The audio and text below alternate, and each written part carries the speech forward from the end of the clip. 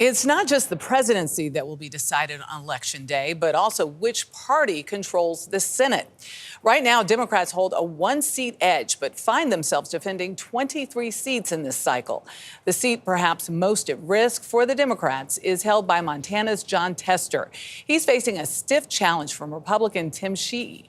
Janet Shamlian traveled to Big Sky Country to see how voters are sizing up this race. Montana's majestic views, one of the few things some here say that stayed the same. How much has this state changed last few years? The state has changed tremendously.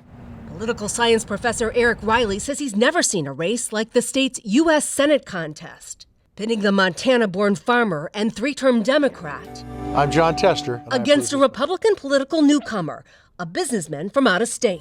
I'm Tim Sheehy. He's come under recent scrutiny, accused of fabricating the story of a war injury. Sheehy maintains he was wounded in Afghanistan. The race, a study of contrast, not unlike Montana itself. With control of the Senate potentially hanging in the balance, spending has shattered records. More than $275 million.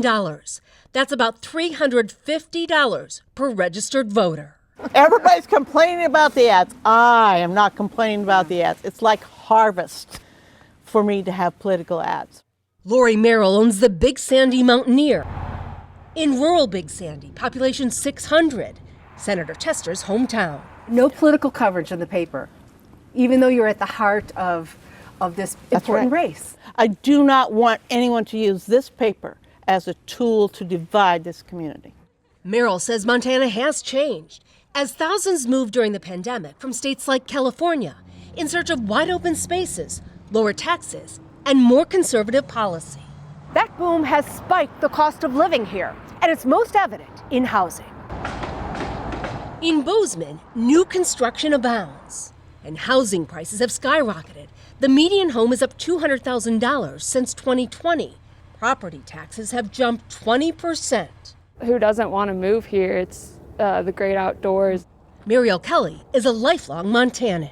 On one hand, it's amazing that you have more community being in a rural area, but on the other hand, a lot of people don't realize the respect that you need to have for such a pristine place.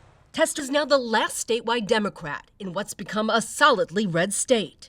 The state turning red is a function of the demographics changing a little bit and the people moving to the state, but also the nationalization of our politics. It doesn't look that different from other states at this point.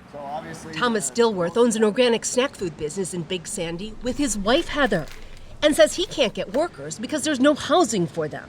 We've had 4 years of this kind of regression, lax economy, whatever the circumstance is that's causing it. You can debate about that all you want, but you can't debate about the fact that people are hurting and they want change.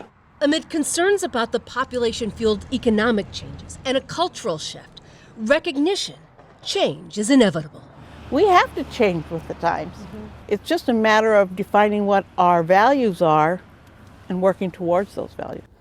The vista still stunning amid a landscape undeniably changed. For CBS Saturday Morning, Janet Shamlian, Bozeman, Montana.